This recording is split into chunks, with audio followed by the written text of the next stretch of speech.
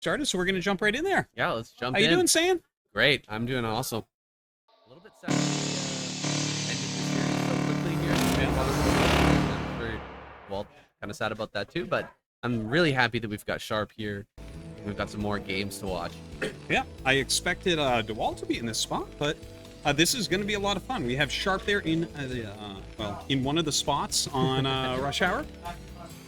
Honestly, I wish Dawid had won so that we could say out loud this starting spots, but no, it's fine. And then, of course, we have Bonyth in another spot. In fact, I think Sharp is literally right directly there across from us, but he has that set on too. So, anyways, we'll just be a little bit vague and quiet in the beginning. But yeah, TVP. Bonyth did go 1-2 against Sharp this weekend already.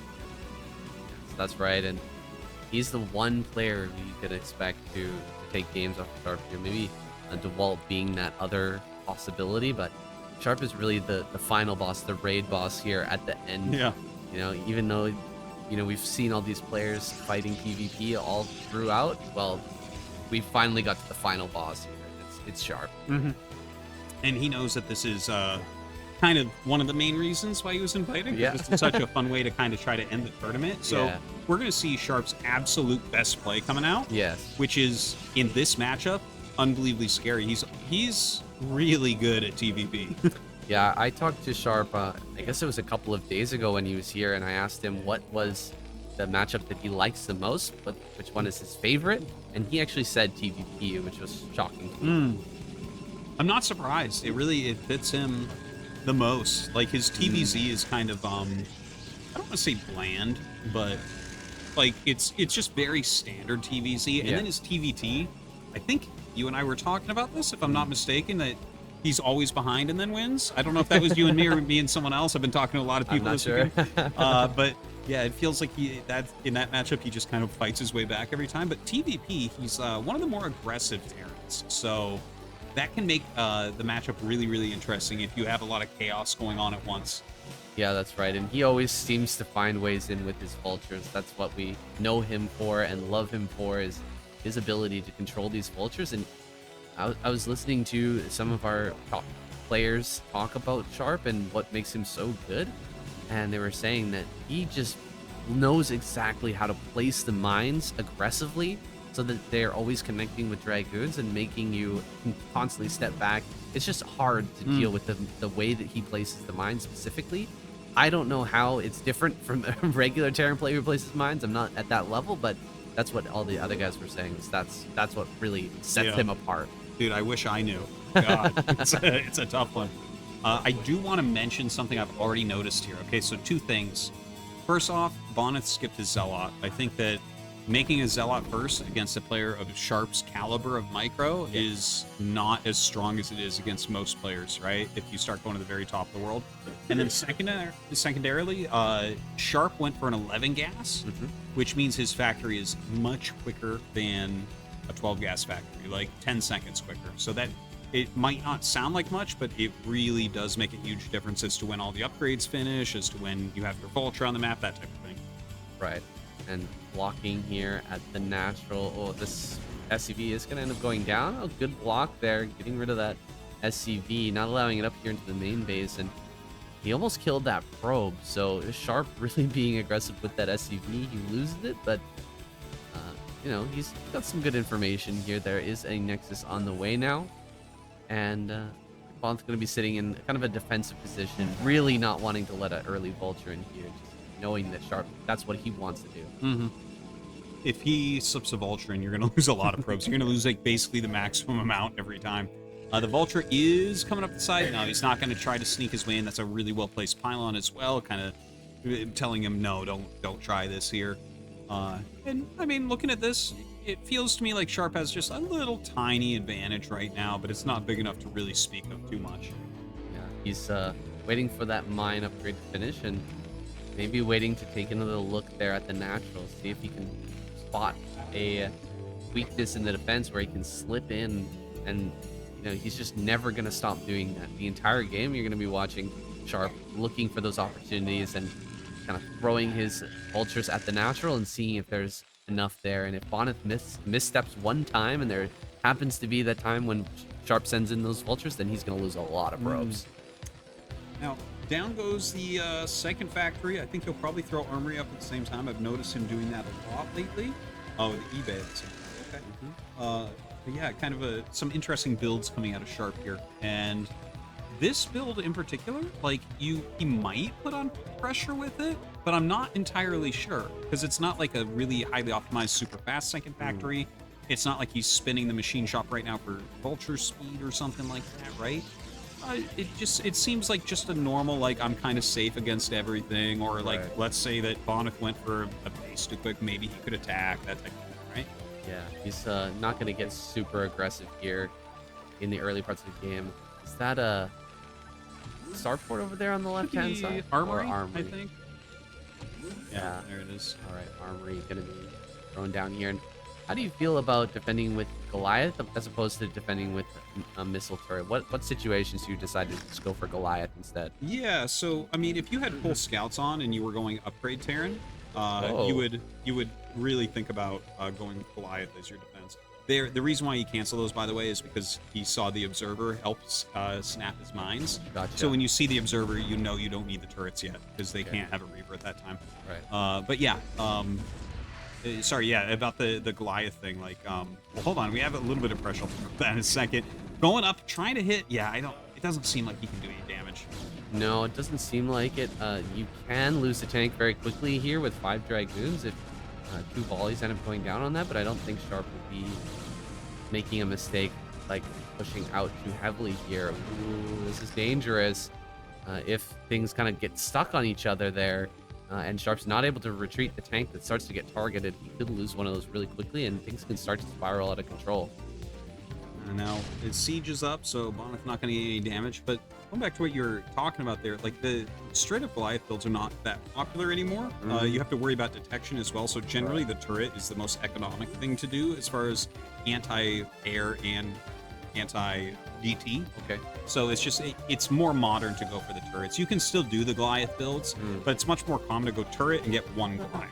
And Okay. the one Goliath is the fill-in turret for wherever the shuttle tries to get past. Ah, okay. Because like the turret, if the shuttle gets in, it's taking damage, and then your one Goliath kind of helps you to finish it off. Right. And I like that he picks off this observer here right now, because there could be more Goliaths on the way.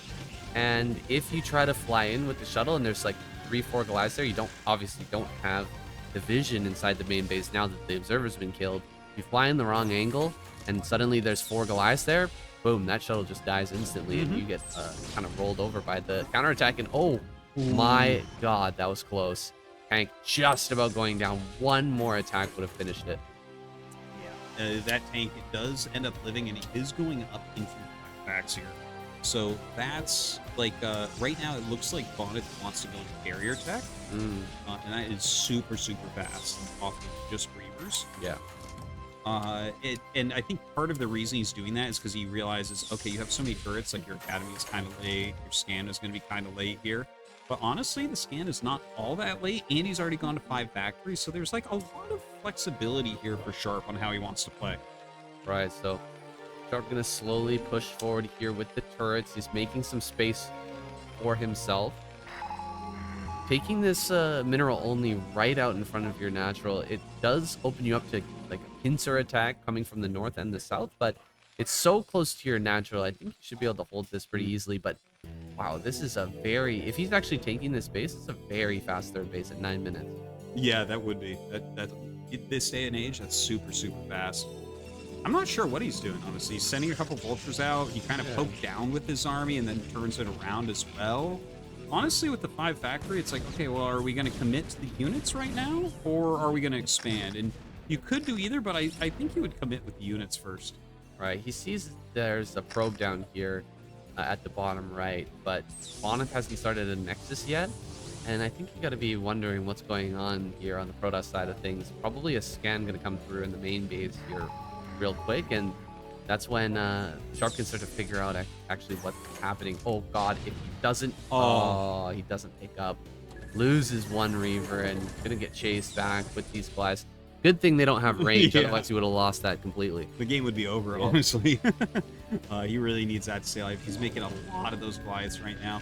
I love that he sent out the vultures to lay mines so that goons, like if anything's leaving that main base area, he's going to know about it. And in fact, the goons that are down there, they might run into mines. I'm not sure if he has an observer with those. I don't see one, and he's actually going to run into mines. Oh, man. Dragoons go down at the same time. Will clear out that last mine, but this attack is coming now, and we're building turrets in the front as well. So this is a dedicated attack. Turrets plus Goliaths are going to wreck all the interceptors as they're coming out here for Bonyth. Dude, that's a lot of Goliaths to have. Now, Bonyth is going to try to get up here and make something happen, maybe with his Reavers. Oh, God, yeah, loses a Reaver instantaneously. The Goliath count is not super high, but it's high enough for the two carriers that are out. I thought there was a chance there for Bonyth because standing on top of 2 mines with his tanks there, but the slow zealots just can't get in range in time, and now the tanks are right here in the natural, and you were completely spot on. Sharp is playing out of his mind right now. Absolute top tier performance from him, and GG. Bonyth has to tap out. God, domination. That was a little bit brutal. Like Sharp had control that game basically from A to Z. It wasn't anything like super duper special or anything. He just kind of like saw what was going on, flexed his build around. He got his scans. I think this is what I think actually went wrong, and I'll ask Bonyth a little bit later when he's done. But when he added the carriers, normally he does he loves carriers, but he doesn't normally go carriers that fast off 2 base. I think it's because he saw like all the turrets and everything that he might have been like, oh, this is a pretty standard upgrade Terran, and then you don't get the academy sometimes until much later. And if that's the case, then maybe you don't hit the timing attack, or you don't have Goliaths if you do, that type of thing, right? That's my guess, but I'm not 100% sure on it. Be interesting to hear from his perspective. We'll have to get a little interview with him after the game, and we're still going into our next one here. They're deciding on the map now. Looks like it's going to be Sandstorm for this map number 2. Oh, really? That's an interesting choice, isn't it? Yeah. Okay, so here's the thing about Sandstorm, guys. This is a remake of Blue Storm. And I don't say this lightly, and I almost never say this, but it's kind of a good map for Terran. Like, the map gets cut in half pretty quickly. You know, you don't have to have that many units to hold your entire side of the map, and then Protoss doesn't have an economy, but it's probably the best map for carriers that you can come up with. Right. We'll see if he decides to use carrier here as we jump into game number 2. Oh, looks like we've got a little delay here. Something going on with the... There we go.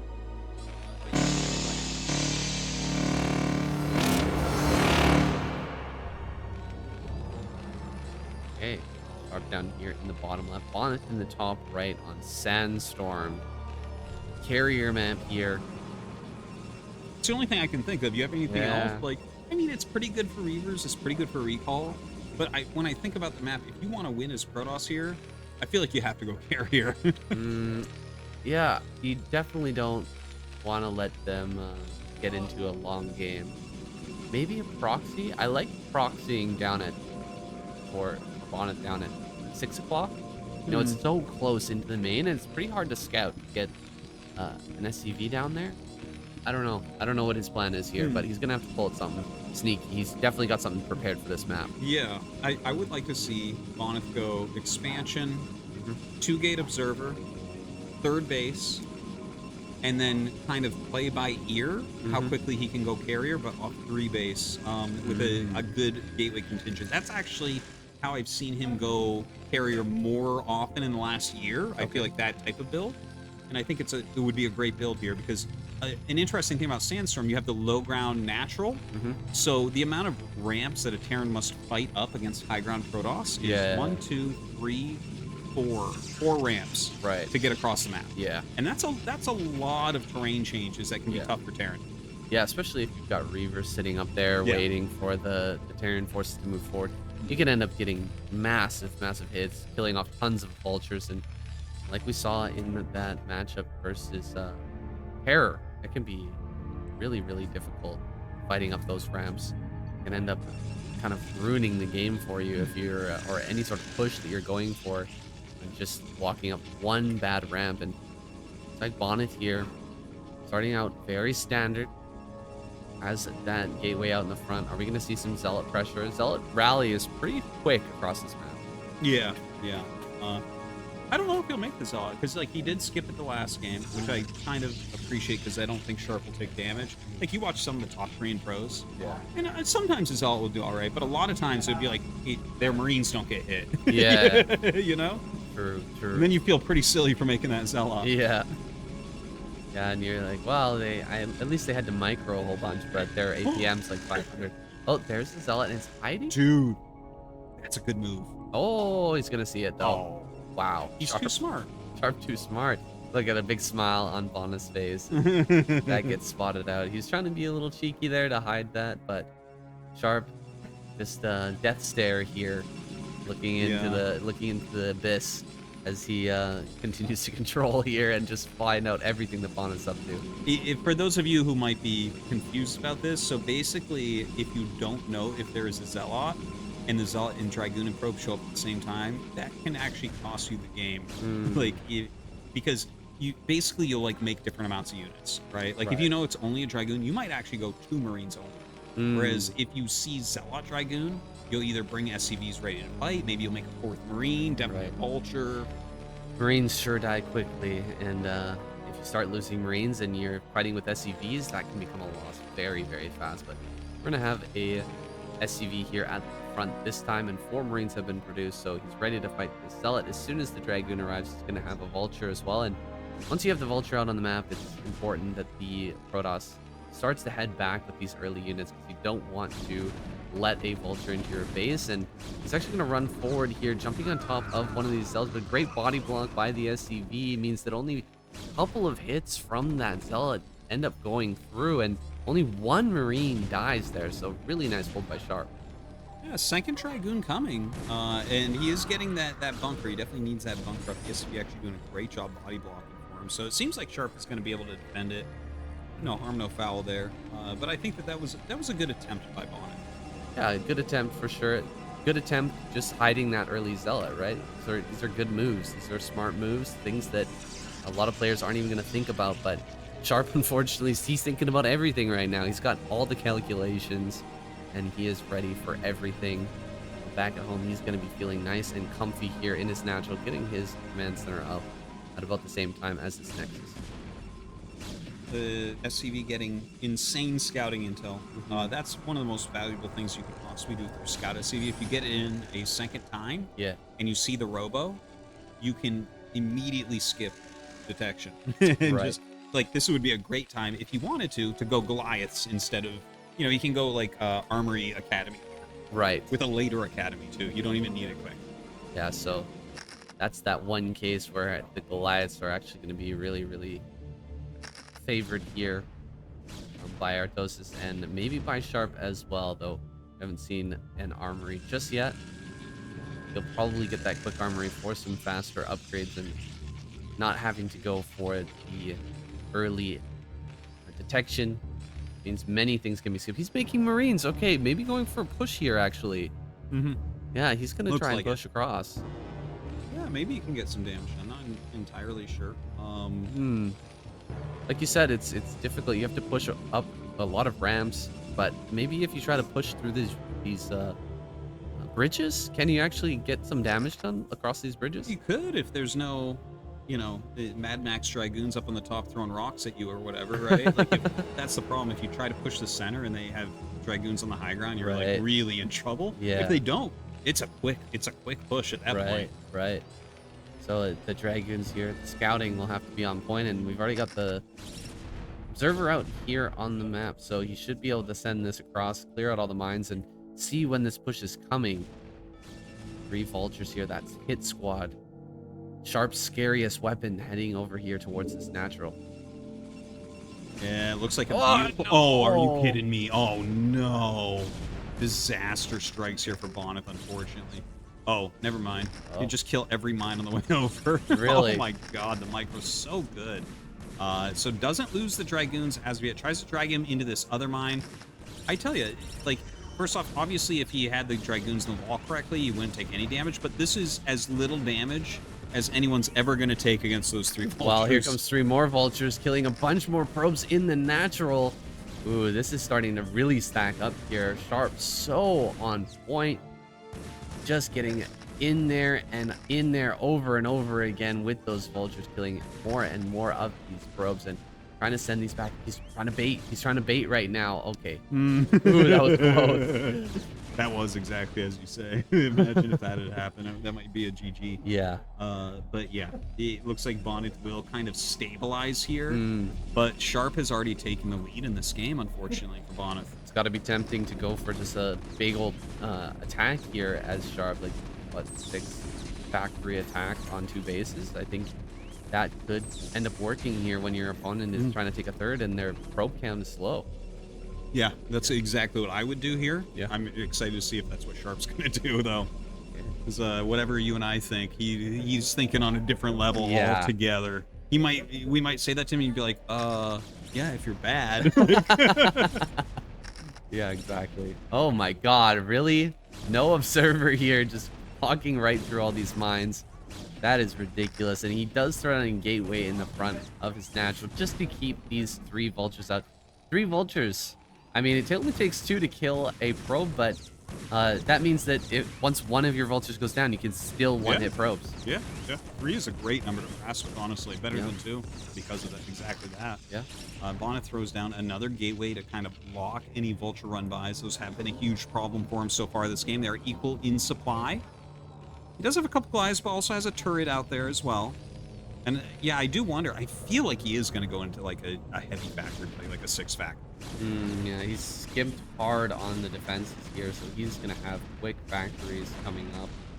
Just having a couple of turrets. He even gets in here and kills a few more probes as well. This is looking really, really good for Sharp. And yeah, there's 2 more factories coming up. Going up to 5 fact. Will he get a 6th? 5 fact, might be still a push with a command center that's maybe not necessarily going to kill, but if you go 6 fact, it's like you're trying to really kill this person right now. Yeah, I think because we see the starport, it's going to be a 5 factory into a 3rd base, and then probably just max 2-1 push, or not even max. It might be like a 160 supply.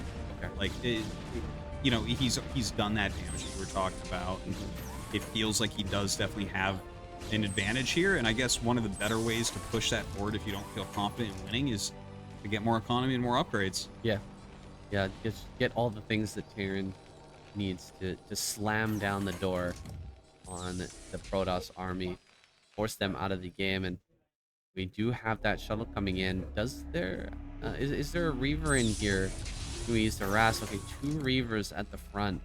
Surprised to see both of these send out at the same time first, but you know, they're here now and they're ready to start slowing down this 3rd base. All right, now how long can he slow it for? It doesn't seem like that long. Backs up pretty quickly. Doesn't want to lose anything. I think that's the most important part, right? If you start hemorrhaging units, that may trigger Sharp to try to go kill you.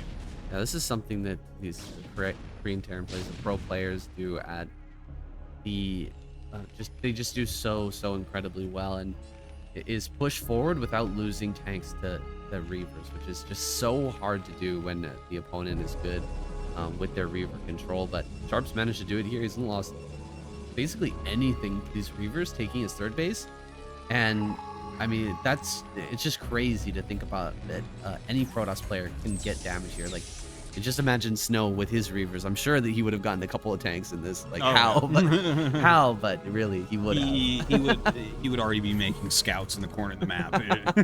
Likely. Yeah. So 2 Reavers here. Well, they're going to get single SCV kill, but not much more than that. And Sharp's really taking a nice position here at his 3rd as he takes that base. What will Bonyth do? Is he going to drop some Stargates here, or will he try to go into a 4th base and go into shuttle play? Yeah, that's a big question. I never really feel like Bonyth goes shuttle play that often. You know, like, oh, I mean, some shuttles, of course, but not the crazy shuttle play that we see from the wall. Right. I want to see what the tech is going to be, because I really, when he picked the map, the only thing I could think of was carrier, but we can't tell yet. Right now, he's really committing pretty heavily just to gateway. Okay, a couple of Reaver shots there, but these Dragoons are just going to get completely surrounded. He almost loses the shuttle. Oh my god, the moving shot here on the Goliath is pretty darn good. 27 HP left over on this shuttle, and just running this down. This is exactly what we were talking about earlier, which is the mine placement here from Sharp just being so good, and dropping the Reavers means that he's going to lose both these Reavers. He's kind of given them up just to deal some damage here. He gets another tank, but that is not a fair trade. Sharp definitely getting the better end of that. Yeah, Sharp is really high up in supply right now, very far ahead. Bonyth having a bit of a hard time. He's lost a huge amount of his army. He's still got like a little bit to fight with, but it feels like if Sharp just macros cleanly from here, it's gonna be lights out for Bonyth. Yeah, it's really feeling that way now, with Sharp pushing up onto this high ground. He's been allowed to get up on the high ground without contesting at all, and Sharp just shoving forward now. He's claiming this high ground for his own. Once he sieges up here, how are you ever going to win as Bonyth? Yeah, I think the answer is you're not. You're not. He's laying those mines down in excellent positions. You know, the Goons trying to come forward and pick off what they can. He's trying to drag as well, but there's no mines actually left to drag, attacking uphill. And that is going to be that. GG is called by Bonyth. Wow. And Sharp takes down our BSL champion 2-0. Good God. Sharp. Absolutely crazy good play there from him. I mean, we got to see it all. We got to see the vulture run-bys from him. We got to see the crazy aggressive pushes. He just played to a T his style. Yeah. At the highest possible level, and Bonyth just not able to hang there. It's amazing to see, really, when he plays against, because like Bonyth within our scene is almost unbeatable. Yeah. And then you see Sharp, and it's just like every decision, every move is just even a level beyond him. The depth of this game is truly infinite. Truly. All right. We are coming right to the end of the tournament, guys. Yeah. I hope that you have enjoyed BSL Thailand and BSL in general. I do want to offer people that they should go ahead and use the clan Patreon and go support the BSL. Zero is doing God's work here. Yeah. But Zero's humble servants trying to help the foreign scene go forward. It's a great way to support. It's very appreciated, and I would definitely say that it is worth your time and your effort and your money, because I mean, this is nothing really brings the community together like having a tournament like this. Yeah. How many people showed up, do you think? A ton, right? A ton of people. Some people showed up just for a couple of days. Some people showed up just for the end of the event here, but there's been a bunch of people here every single day, and it's been really, really fun. There has to be overall, okay, so the 8 players came, obviously, but beyond that, there has to have been at least 30 people that showed up.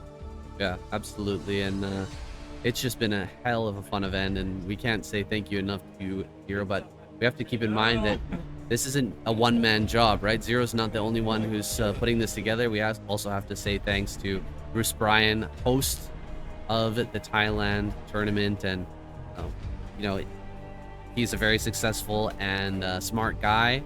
And if you are a successful and smart guy as well, and you're interested in hosting the BSL, if you're interested in having the BSL in your country, in your town, and all these amazing players coming to you to meet you and hang out with you and show you some great games, then consider becoming a host. Contact Zero.